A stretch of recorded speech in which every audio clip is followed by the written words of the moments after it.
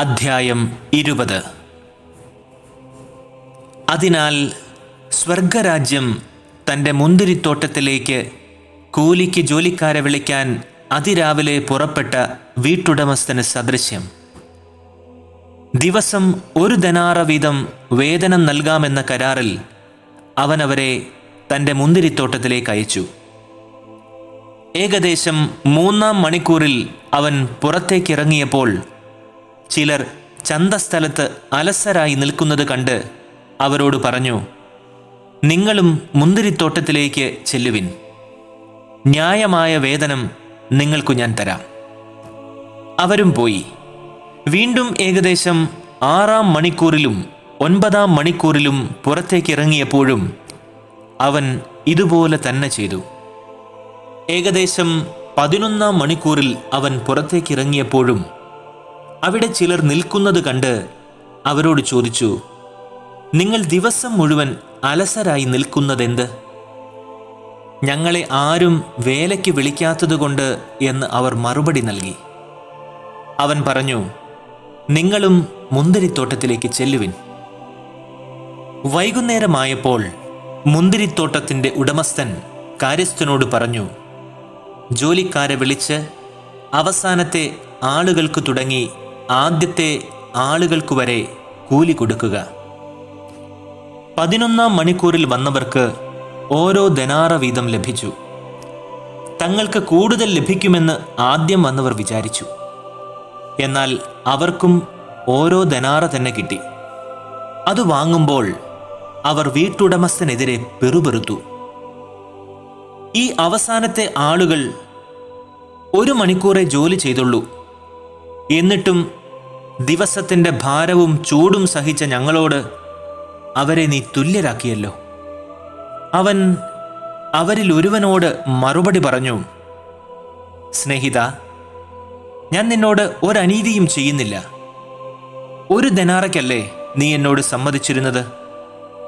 നിനക്കുള്ളത് വാങ്ങിക്കൊണ്ടു പോയിക്കൊള്ളുക. നിനക്കെന്ന പോലെ അവസാനത്തെ ആൾക്കും കൊടുക്കാൻ ഞാൻ ഇച്ഛിക്കുന്നു. എനിക്കുള്ളവ കൊണ്ട് ഞാൻ ഇച്ഛിക്കുന്നത് ചെയ്യാൻ എനിക്ക് പാടില്ലെന്നോ? ഞാൻ നല്ലവനായതുകൊണ്ട് നീ എന്തിന് അസൂയപ്പെടുന്നു? ഇപ്രകാരം പിൻപന്മാർ മുൻപന്മാരും മുൻപന്മാർ പിൻപന്മാരുമാകും. യേശു ജെറുസലേമിലേക്ക് കയറുമ്പോൾ 12 ശിഷ്യന്മാരെ മാത്രം കൂടെ കൊണ്ടുപോയി. വഴിയിൽ വെച്ച് അവരോട് അരുൾ ചെയ്തു, ഇതാ, നാം ജെറുസലേമിലേക്ക് കയറുന്നു. മനുഷ്യപുത്രൻ പുരോഹിത പ്രമുഖന്മാർക്കും നിയമജ്ഞന്മാർക്കും ഏൽപ്പിക്കപ്പെടും. അവർ അവനെ മരണത്തിന് വിധിക്കും. അവർ അവനെ പരിഹസിക്കാനും പ്രഹരിക്കാനും ക്രൂശിക്കാനുമായി ജനതകൾക്ക് ഏൽപ്പിച്ചു കൊടുക്കും. എന്നാൽ 3-ാം ദിനം അവൻ ഉയിർപ്പിക്കപ്പെടും. അപ്പോൾ സെബദി പുത്രന്മാരുടെ അമ്മ തൻ്റെ പുത്രന്മാരോട് കൂടെ വന്ന് മുട്ടുകുത്തി അവനോട് എന്തോ യാചിച്ചു. അപ്പോൾ അവൻ അവളോട് ചോദിച്ചു, നീ എന്താണ് ആഗ്രഹിക്കുന്നത്? അവൾ പറഞ്ഞു, നിന്റെ രാജ്യത്തിൽ എൻ്റെ ഈ 2 പുത്രന്മാരിൽ ഒരുവൻ നിന്റെ വലത്തുവശത്തും അപരൻ ഇടത്തുവശത്തും ഇരിക്കുന്നതിന് കൽപ്പിക്കണമേ. യേശു മറുപടി നൽകി, നിങ്ങൾ ചോദിക്കുന്നത് എന്താണെന്ന് നിങ്ങൾ അറിയുന്നില്ല. ഞാൻ കുടിക്കാൻ പോകുന്ന പാനപാത്രം കുടിക്കാൻ നിങ്ങൾക്ക് കഴിയുമോ? അവർ പറഞ്ഞു, ഞങ്ങൾക്ക് കഴിയും. അവൻ അവരോട് പറഞ്ഞു, എൻ്റെ പാനപാത്രം തീർച്ചയായും നിങ്ങൾ കുടിക്കും. എന്നാൽ എൻ്റെ വലത്തുവശത്തും ഇടത്തുവശത്തും ഇരിക്കാനുള്ള വരം നിങ്ങൾക്ക് നൽകേണ്ടത് ഞാനല്ല. അത് ആർക്കുവേണ്ടി എൻ്റെ പിതാവാൽ ഒരുക്കപ്പെട്ടിരിക്കുന്നുവോ അവർക്കുള്ളതാണ്. ഇത് കേട്ടപ്പോൾ ബാക്കി 10 പേർക്കും ആ 2 സഹോദരന്മാരോട് അമർഷം തോന്നി. എന്നാൽ യേശു അവരെ അടുത്തു വിളിച്ച് ഇപ്രകാരം പറഞ്ഞു, ജനതകളുടെ ഭരണകർത്താക്കൾ അവരുടെ മേൽ യജമാനത്വം പുലർത്തുന്നുവെന്നും അവരുടെ പ്രമാണികൾ അവരുടെ മേൽ അധികാരം പ്രയോഗിക്കുന്നുവെന്നും നിങ്ങൾക്കറിയാമല്ലോ. എന്നാൽ നിങ്ങളുടെ ഇടയിൽ അങ്ങനെ ആയിരിക്കരുത്. നിങ്ങളിൽ വലിയവനാകാൻ ആഗ്രഹിക്കുന്നവൻ നിങ്ങളുടെ ശുശ്രൂഷകനും നിങ്ങളിൽ ഒന്നാമനാകാൻ ആഗ്രഹിക്കുന്നവൻ നിങ്ങളുടെ ദാസനുമായിരിക്കണം. മനുഷ്യപുത്രൻ ശുശ്രൂഷിക്കപ്പെടാനല്ല, പ്രത്യുത ശുശ്രൂഷിക്കാനും അനേകർക്ക് മോചനദ്രവ്യമായി സ്വജീവൻ കൊടുക്കാനും വന്നിരിക്കുന്നത് പോലെ തന്നെ. അവർ ജെറീക്കോയിൽ നിന്ന് യാത്ര പുറപ്പെട്ടപ്പോൾ വലിയ ഒരു ജനക്കൂട്ടം അവനെ അനുഗമിച്ചു.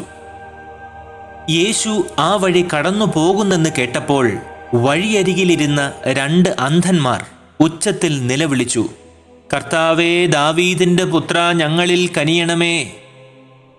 എന്നാൽ മിണ്ടാതിരിക്കാൻ ജനക്കൂട്ടം അവരെ ശാസിച്ചു. അവരാകട്ടെ, കർത്താവേ, ദാവീദിന്റെ പുത്ര, ഞങ്ങളിൽ കനിയണമേ എന്ന് കൂടുതൽ ഉച്ചത്തിൽ നിലവിളിച്ചു പറഞ്ഞു. യേശു നിന്ന് അവരെ വിളിച്ചു ചോദിച്ചു, ഞാൻ നിങ്ങൾക്ക് എന്തു ചെയ്യണമെന്നാണ് നിങ്ങൾ ആഗ്രഹിക്കുന്നത്? അവർ പറഞ്ഞു, കർത്താവേ, ഞങ്ങളുടെ കണ്ണുകൾ തുറന്നു കിട്ടണം. യേശു ഉള്ളലിഞ്ഞ് അവരുടെ കണ്ണുകളിൽ സ്പർശിച്ചു. തൽക്ഷണം അവർക്ക് കാഴ്ച കിട്ടുകയും അവർ അവനെ അനുഗമിക്കുകയും ചെയ്തു. അധ്യായം 21. അവർ ജെറൂസലേമിനെ സമീപിച്ച് ഒലിവ് മലയിലെ ബേത്ഫഗയിൽ എത്തിയപ്പോൾ യേശു 2 ശിഷ്യന്മാരെ നിയോഗിച്ചയച്ചു. അവൻ അവരോട് പറഞ്ഞു, എതിരെ കാണുന്ന ഗ്രാമത്തിലേക്ക് പോകുവിൻ.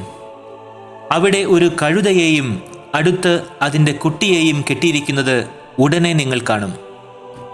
അവയെ അഴിച്ച് എൻ്റെ അടുക്കൽ കൊണ്ടുവരിക.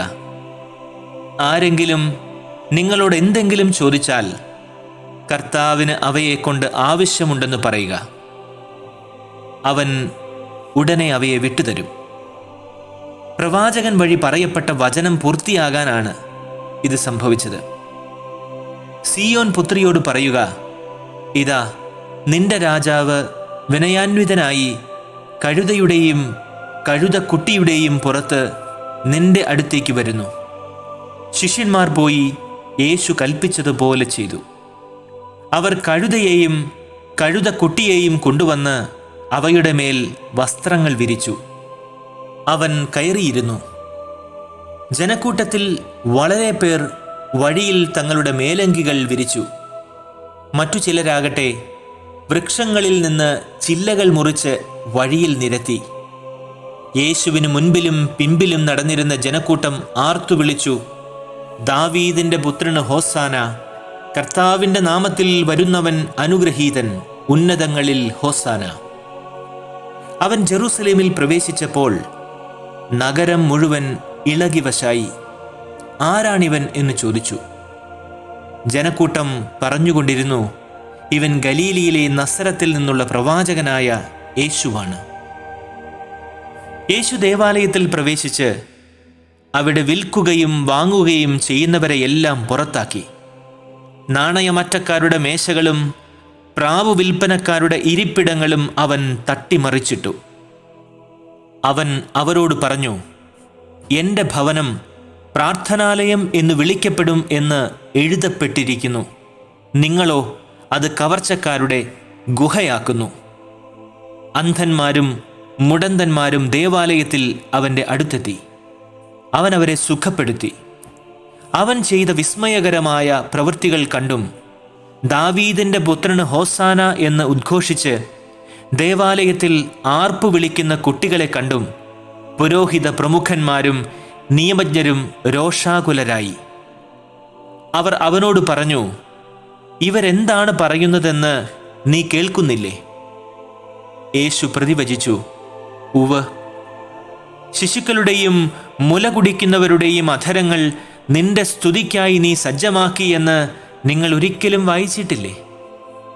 അനന്തരം അവൻ അവരെ വിട്ട് നഗരത്തിനു വെളിയിൽ ബഥാനിയായിലേക്ക് പോയി അവിടെ രാത്രി ചെലവഴിച്ചു. പ്രഭാതത്തിൽ നഗരത്തിലേക്ക് പോകുമ്പോൾ അവന് വിശന്നു.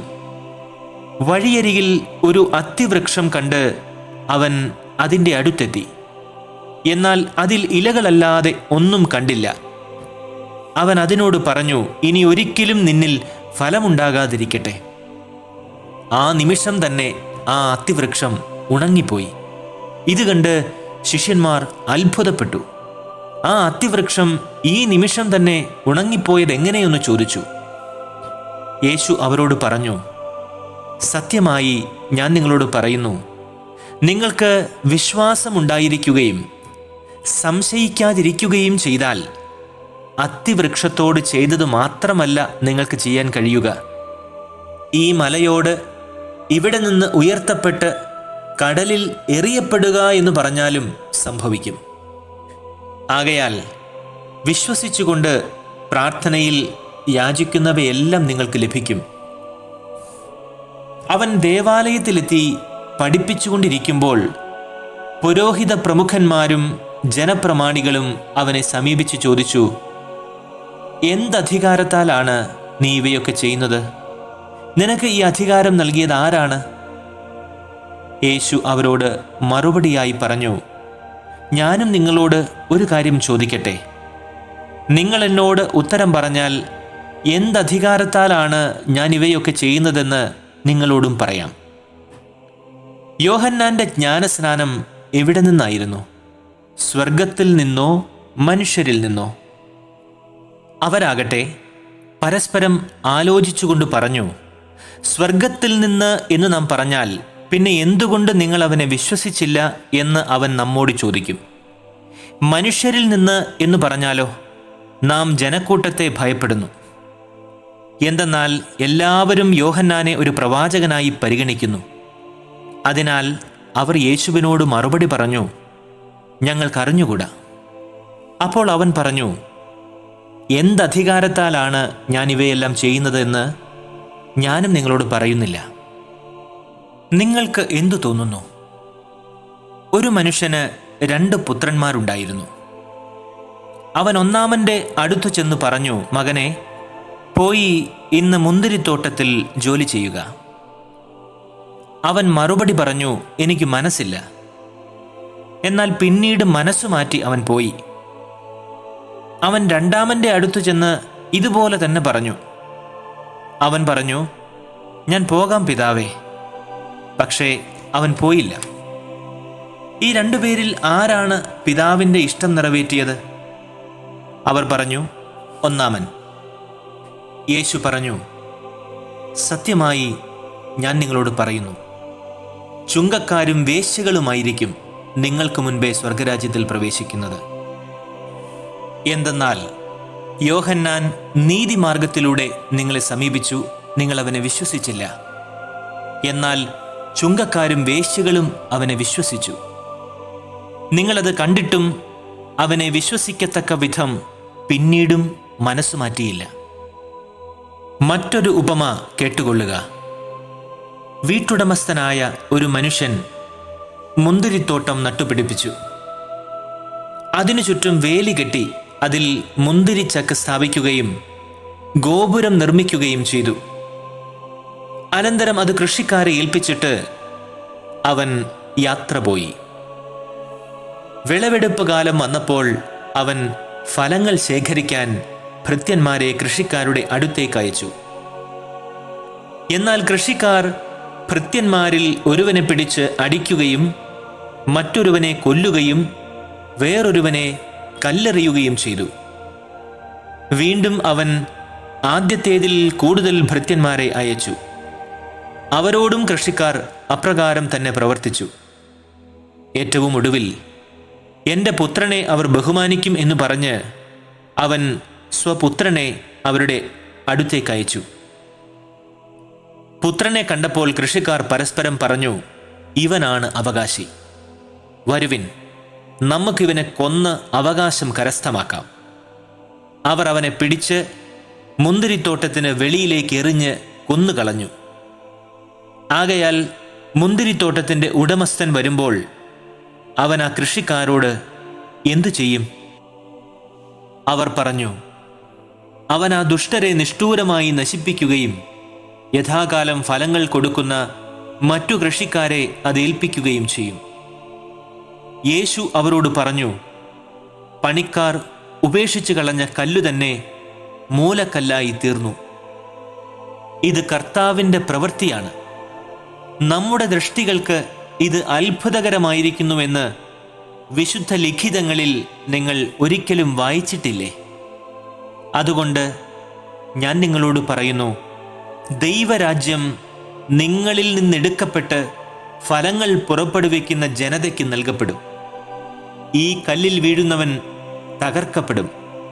ഇത് ആരുടെ മേൽ വീഴുന്നുവോ അതവനെ ധൂളിയാക്കും. പുരോഹിത പ്രമുഖന്മാരും ഫരിസേയരും അവൻ്റെ ഉപമകൾ കേട്ടപ്പോൾ അവൻ തങ്ങളെപ്പറ്റിയാണ് സംസാരിക്കുന്നതെന്ന് മനസ്സിലാക്കി. അവർ അവനെ പിടികൂടാൻ നോക്കിയെങ്കിലും ജനക്കൂട്ടത്തെ ഭയപ്പെട്ടു. കാരണം അവർ അവനെ ഒരു പ്രവാചകനായി പരിഗണിച്ചിരുന്നു.